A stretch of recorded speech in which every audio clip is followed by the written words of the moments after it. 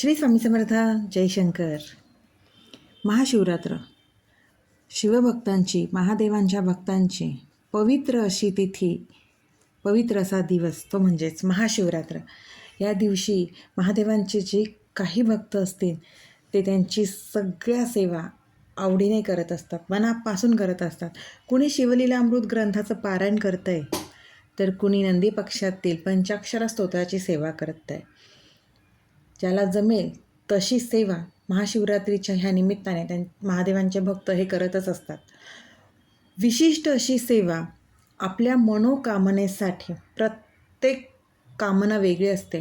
कुणाला संतती प्राप्तीसाठी हवी असते, कुणाला लक्ष्मी प्राप्तीसाठी, शत्रुपीडेसाठी, मुलांसाठी, अशा विविध प्रकारच्या इच्छा आपल्या असतात. आपल्या इच्छांना तोडच नसते. प्रत्येकाची इच्छा, मनोकामना वेगळी असते. याच प्रत्येक मनोकामनेसाठी आपण महादेवांना अशा काही वस्तू आहेत ज्याचा अभिषेक करू शकतो. त्या वस्तू खूप महागाईच्याही नाही आहेत किंवा त्यासाठी खूप पैसा किंवा वेळ लागणार अशातली ही गोष्ट नाही आहे.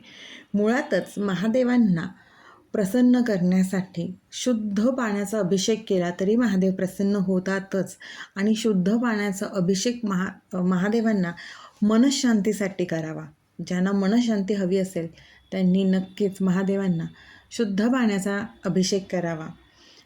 तसेच महादेवांना आपल्या आयुष्यातील कष्ट असतील, कष्ट निवारण करायचं असेल, आपल्या आयुष्यातील कष्ट कमी करायचे असतील, या दिवशी पंचामृताने महादेवांना अभिषेक करा आणि त्यांना विनंती करा तुमच्या आयुष्यातील सगळे कष्ट निवारण करायला. तुमचं स्वतःचं आजारपण असेल किंवा घरातील इतर व्यक्तीचं आजारपण असेल, ह्या आजारपणातून बाहेर पडण्यासाठी, रोगमुक्तीसाठी महादेवांना मधाने अभिषेक करावा. यामुळे आपलं आजारपण नक्कीच कमी होतं, रोगमुक्ती होते. इतर कुणासाठी जर करणार असाल तर त्यांच्या नावाने संकल्प करून महादेवांना मधाने अभिषेक करावा. गाईच्या कच्च्या दुधाने अभिषेक केला तर गाईचं कच्चं दूध आणि त्यात थोडीशी साखर घालून महादेवांना अभिषेक करावा. हा अभिषेक आपण आपल्या मुलांच्या बुद्धीत वाढ होण्यासाठी करावा. आणि ह्यामुळे खरं तर महाशिवरात्रीच्या दिवशी सुरुवात करा, पण रोज महादेवांना ह्याच्याने अभिषेक करा. आपल्या मुलांच्या बुद्धीमध्ये वाढ होताना नक्कीच दिसेल. हा मुलांच्या बुद्धीसाठी खूप छान उपाय आहे आणि खरंच तो प्रत्येक आईने आवर्जून करावा. ग्रहबाधा असतील, शत्रुपीडा असेल, प्रत्येकाच्या आयुष्यात कुठला ना कुठला शत्रू असतोच. ग्रहबाधेचा त्रास असेल तर यासाठी महादेवांना मोहरीच्या तेलाने अभिषेक करावा. यामुळे आपली ग्रहबाधा, शत्रुपीडा कमी होण्यास मदत होते.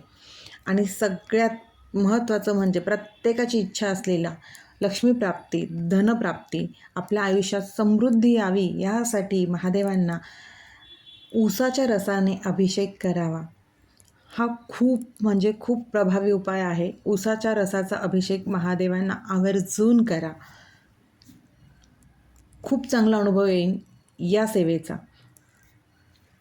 त्यानंतर विवाह संबंधात जर अडचणी येत असतील तर अशा व्यक्तींनी केशर मिश्रित गाईचं दूध, जे गाईच्या दुधात थोडं केशर घालून ते महादेवांना अभिषेक करावं आणि 108 बेलाची पानं ओम नमः शिवाय म्हणून महादेवांना अर्पण करावेत.